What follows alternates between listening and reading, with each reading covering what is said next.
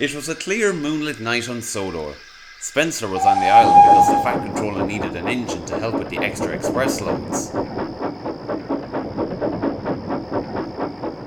Oh, honestly, why do you have such a rigid black 5 running your express trains? You should have a permanent, smooth-edged Pacific like me running these lines.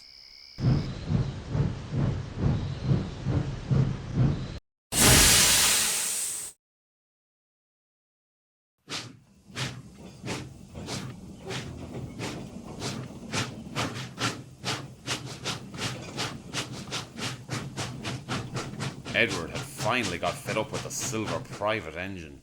The last time we had one of your kind was when he was first bought. Edward, calm down. He's not here anymore. Please, for the love of God, just let it go. Sorry, it's just... Just what? It's been nearly 50 years since that day. Wait, is this the thing that Neil was talking about?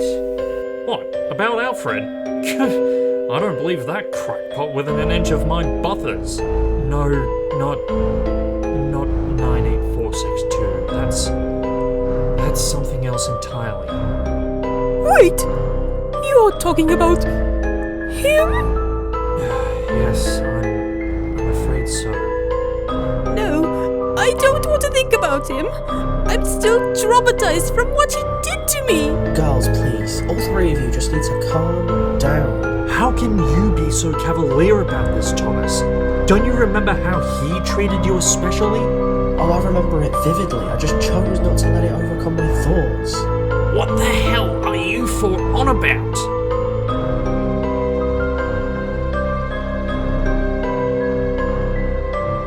I take it that you guys want me to tell him?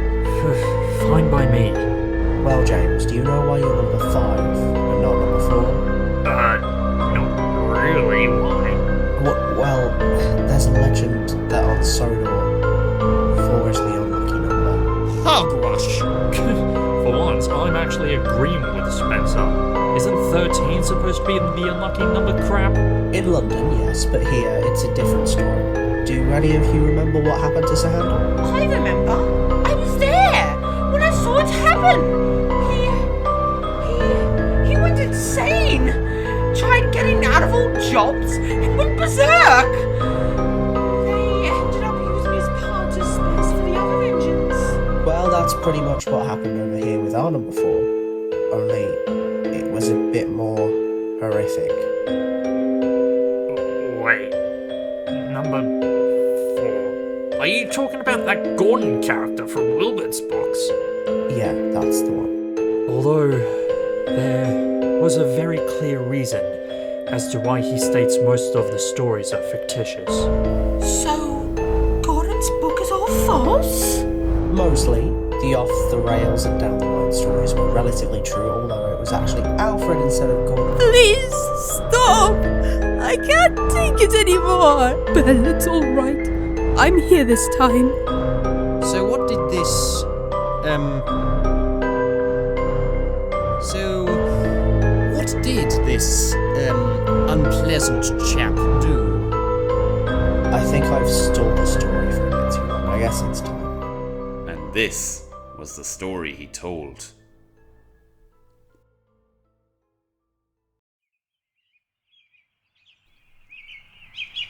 It was June 11th, 1924.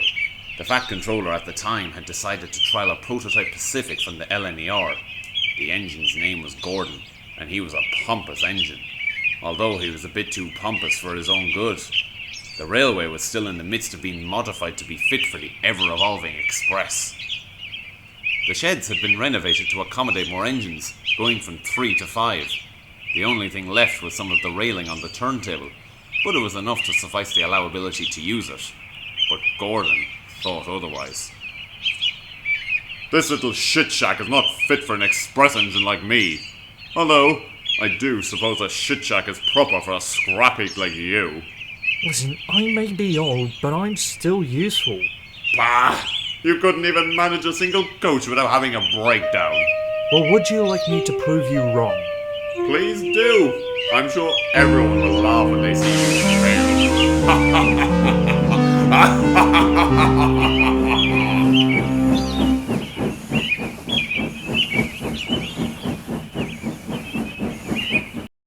Edward arrived at the platform with ease and properly. Annie and Clarabel were delighted to see Edward again. It's so nice to be taken by a proper engine. Indeed, it's always fun when you take us out, Edward. That Alfred is always so rough with us. It is nice to see you two again as well. How has Thomas been? Well, Thomas has been taking it roughly. He isn't bumping you, is he? No, of course not. He's always gentle whenever he shunts us. We mean that Gordon has been insulting him quite badly, saying such things like how Thomas should be faster, how Thomas should shunt us and Darcy. And the worst of it was when he called Thomas a snail. Thomas broke from that one, and he's been angry about it ever since. That's just horrible. Has he gone to Sir Topham about it?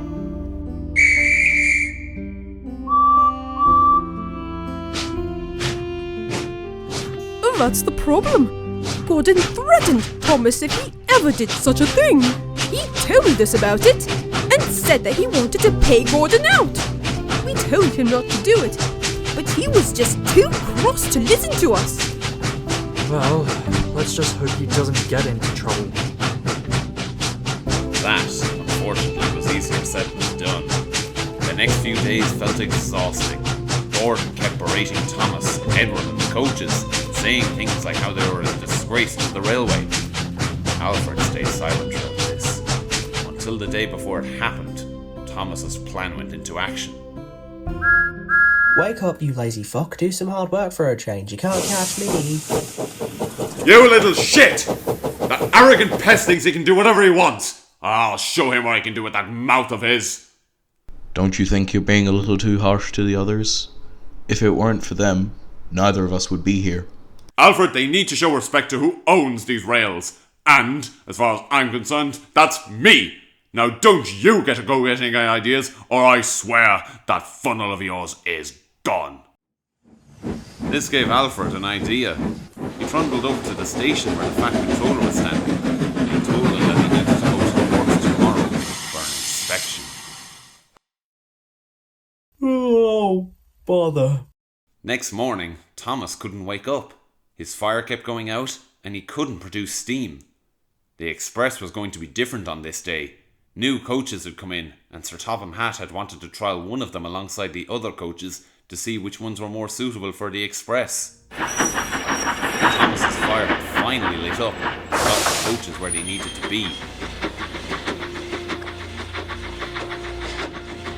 He went round the back to help push the train. Thomas, don't! What? It's a trap! Gordon's going to pull you along with us! What? But before Thomas could say anything, Gordon had badly jolted the train into motion, giving Thomas, Clarabel and Darcy the Gillespie coach an awful scare. Come on, keep moving, you scrap heaps.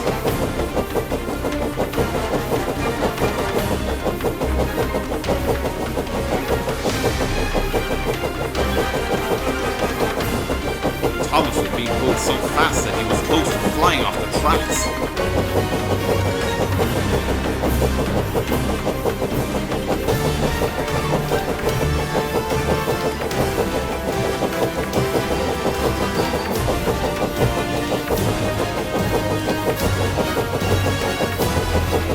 Mercifully, he came to the station, and Thomas was uncoupled.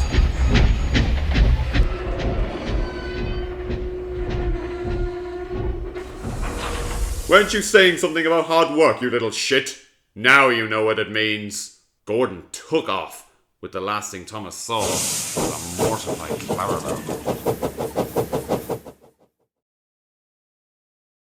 Are you alright, Thomas? Thomas? Clarabel. Come on, let's take you to the works.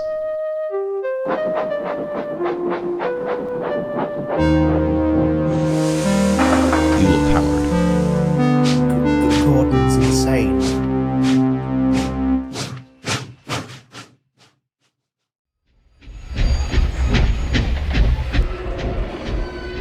Gordon arrived at the final station. The Fat Controller was waiting for him. Well, Gordon? I think it's pretty obvious which coach is the superior express coach. The red ones. Good. We'll get it sorted tomorrow.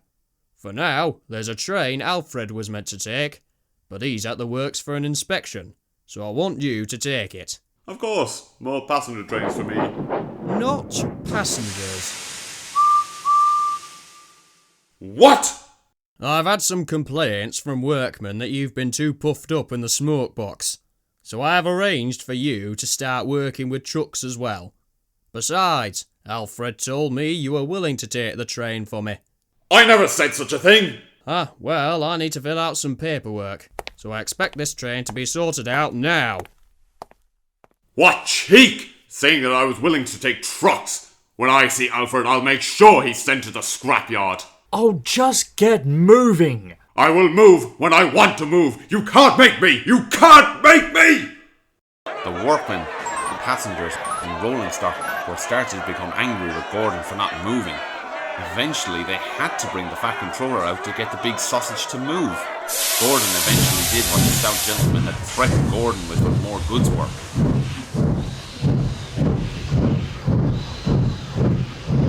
That's when the trouble began. About an hour later, Edward had gotten the coaches ready to be taken back to the yards when the Fat Controller came to him. Gordon's stuck on the incline before Wellsworth. You're the only engine available. Can you do it? Yes, sir. Oh, and take the coaches with you. We'll need them for tomorrow.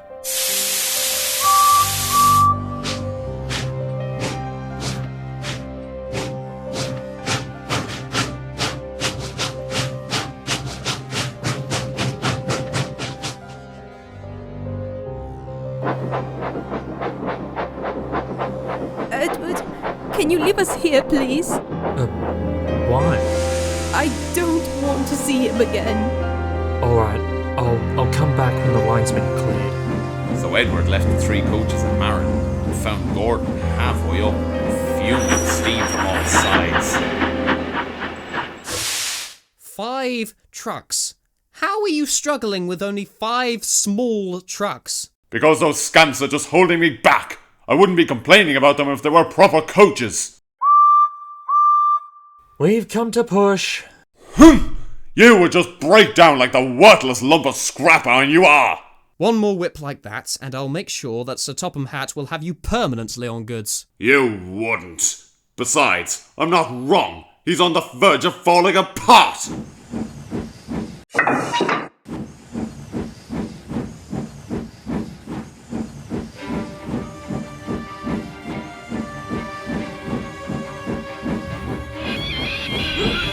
Gordon decided to keep going to it with his brakes on full. Edward had a hard time pushing. Little by little, however, Edward got the train over the hill.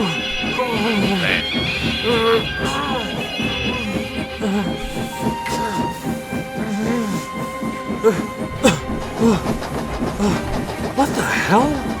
Gordon released his brakes and went full speed without paying attention to any warning signs. Edward was out of breath. I told you he'd break down. Driver? His driver didn't answer. Gordon didn't know why. Ha! You're stunned by how right I am. Now to finish this job in no time at all. Gordon's fireman knew that trouble was approaching, so he dragged the driver, threw the driver off and jumped off himself. Gordon was heading for trouble.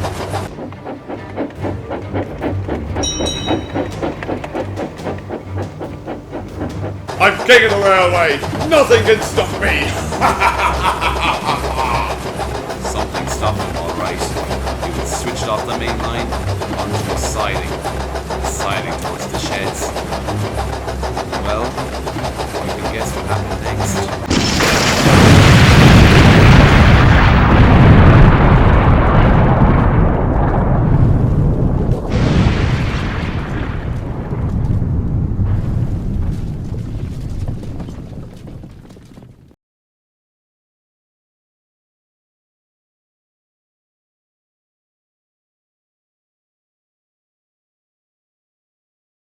So, what happened afterwards?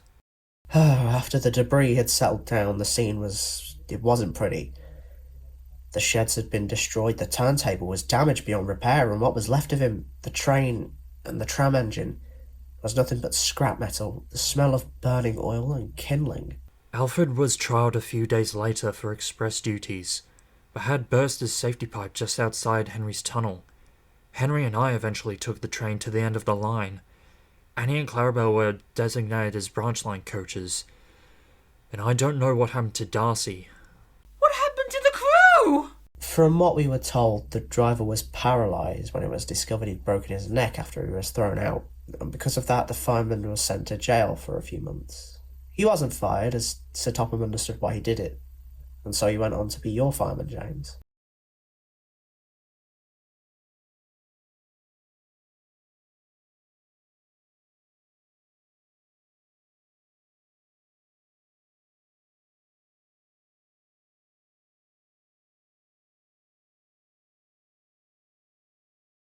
Apologies about that remark I made. I should go.